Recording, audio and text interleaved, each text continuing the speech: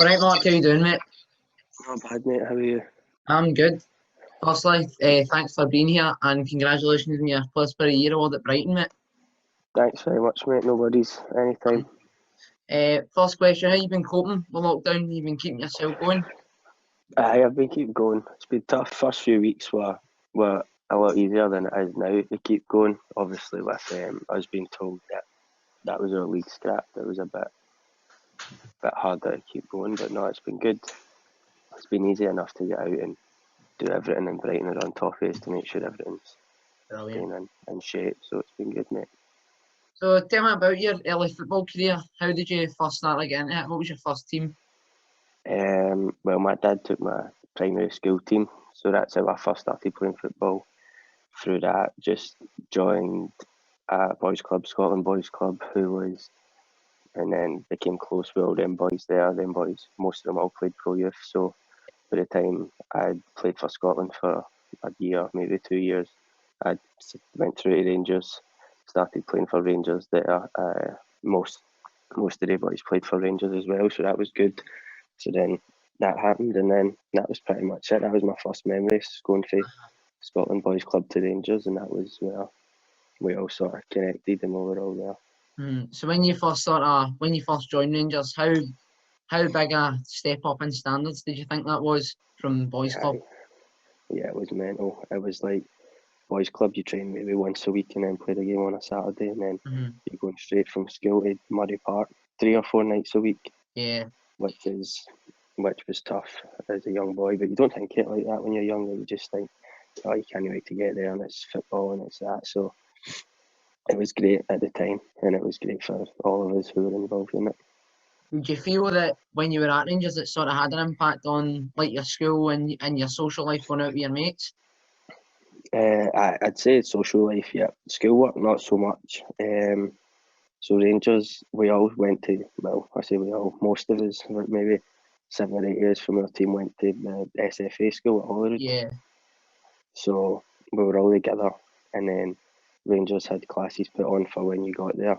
You'd go straight from school to training, and you'd have things where you do all your work and all your homework before training actually starts, before the other boys who are just at regular schools get there. So that was actually really good. But the social life,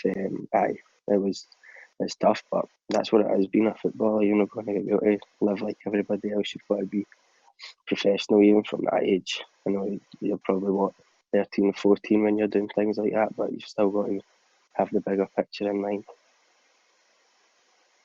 So after Rangers, you moved on to Hearts. What sort of influenced you to go to Hearts? What were the positives and negatives in that?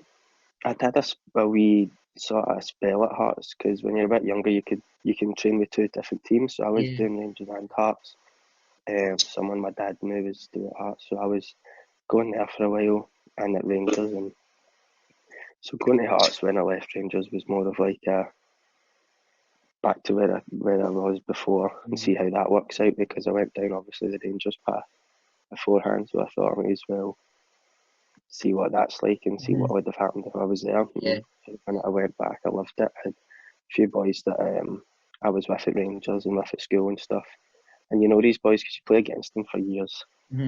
So going to Hearts was huge for me, because it was so easy. The club's great, the staff are all dead friendly, easy enough just to feel at home.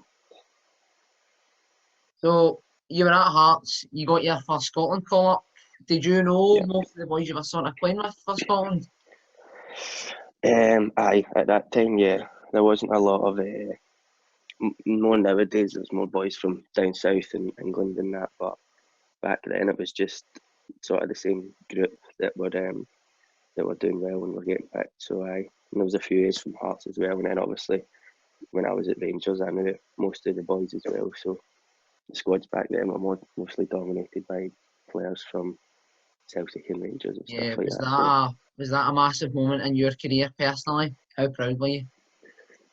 Well, for going for not knowing what was happening with me at Rangers to maybe 6 months, a year down the line, getting called up to the Scotland squad for the Victory Shield and for games against France, it was huge. It was really good actually. It was something that made me realise that actually I'm good enough to be playing here with all these players and to be doing what they do. So it was really good.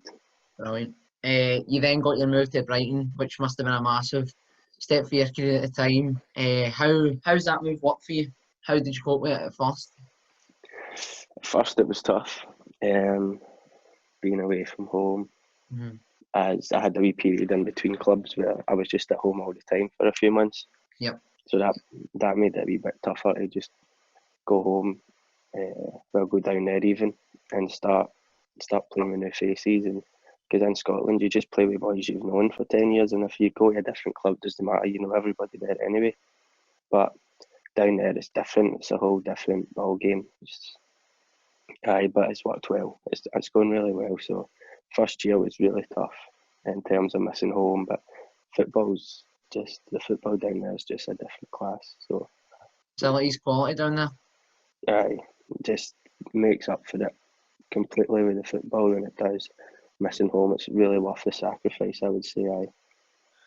So you were Brighton's Player of the Year at your age, and you've captained the Scotland under-19 squad, I believe. Yep. Feel your next steps now? Next step for me would be hope to push on into a first team. See if it's at Brighton. Hopefully it's at Brighton. That's what I'd love to do. But being realistic, you just got to look to play at the highest level possible. But my next step is to definitely play in the Brighton first team and play in the Premier League. Also make the Scotland 21s and then potentially go on to play for Scotland first team, which would be a dream come true for me. So yeah, brilliant. Lastly, have you got any advice for any young players that are looking to make it in the game? For any young players, I would just say football's never going to be easy. It's never going to be easy. There's times where you think you're going to be totally finished and you think, why am I doing this? But it always gets better. And when you're at that time, it always does get better. Just work hard, put everything you can. In football, you'll get out of it what you put into it. So you've just got to make sure you're always on top of it and staying professional. And enjoy it, most importantly.